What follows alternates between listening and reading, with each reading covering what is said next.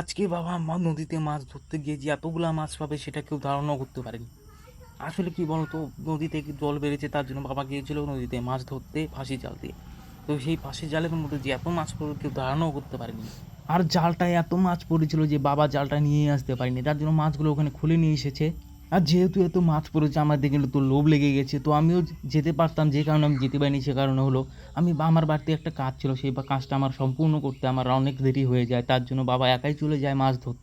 আর বাবা যখন মাছ ধরতে যায় তখন জাল পাততে গিয়ে একটা বোয়াল মাছ বাবার পায়ের সামনে চলে আসে। সেই বোয়াল মাছটা ধরার জন্য বাবা এত চেষ্টা করেছে তারপর সত্ত্বেও সেই বোয়াল মাছটা ধরতে পারেনি, যে কারণে বাবা রাগ করে বাড়িতে চলে এসেছে।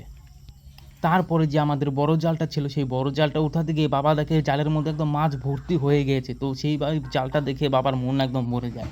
তারপরে বাবা ওই তারপর বাবা সেই জালের মাছগুলো খুলে ওখানেই ব্যাগের মধ্যে ভরে নেয়, কারণ জালটা হয়ে গেছিলো অনেক ভারী, আর সেই জলের মধ্যে দিয়ে সেই মাছগুলো নিয়ে আসা মানে অনেক টাফের ব্যাপার।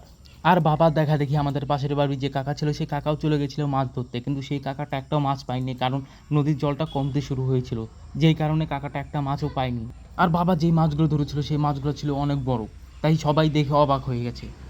তারপরে যে আরও দুটো জাল ছিল সেই জালের মধ্যে 3-4টা করে মাছ পড়েছিল, যেই কারণে সেই জালগুলো বাবা বাড়িতে নিয়ে আসে। বাড়িতে নিয়ে আসার পর জালের থেকে মাছগুলো খুলছিল, তখন আমি ভিডিওটা করেছি।